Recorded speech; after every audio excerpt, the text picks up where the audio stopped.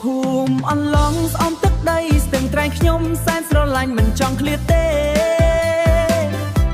តែខ្ញុំដូចមែនសប្បាយជាងគេតែខ្ញុំដូចមែនសប្បាយជាងគេធ្វើសប្បាយជាងគេ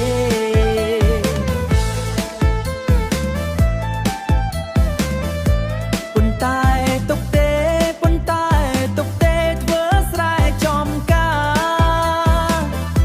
ប៉ុន្តែទុកទេប៉ុន្តែទុកទេធ្វើស្រែចំការ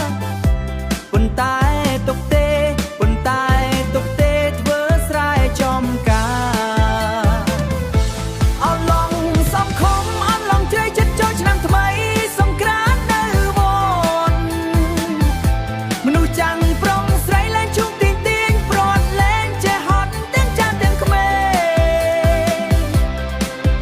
យប់ឡើងនាំគ្នារាំលេងយប់ឡើងនាំគ្នារាំលេង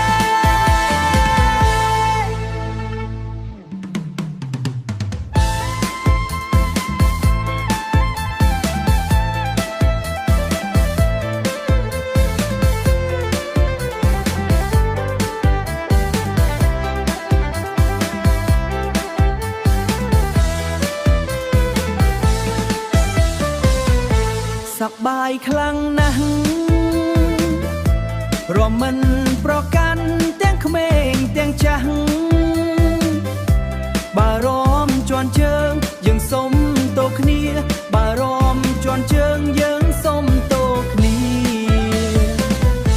ស៊ូភ្លេងទាំងចាំងបារម្ភជន់ជើងយើងសុំតោគ្នាជាការគួរសម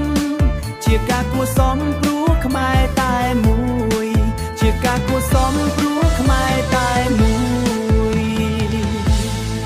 លីហើយអន្ទង់ឆ្នាំក្រោយយើងមកលេងទៀតឆ្នាំនេះសូមឃ្លាតមួយរយៈសិន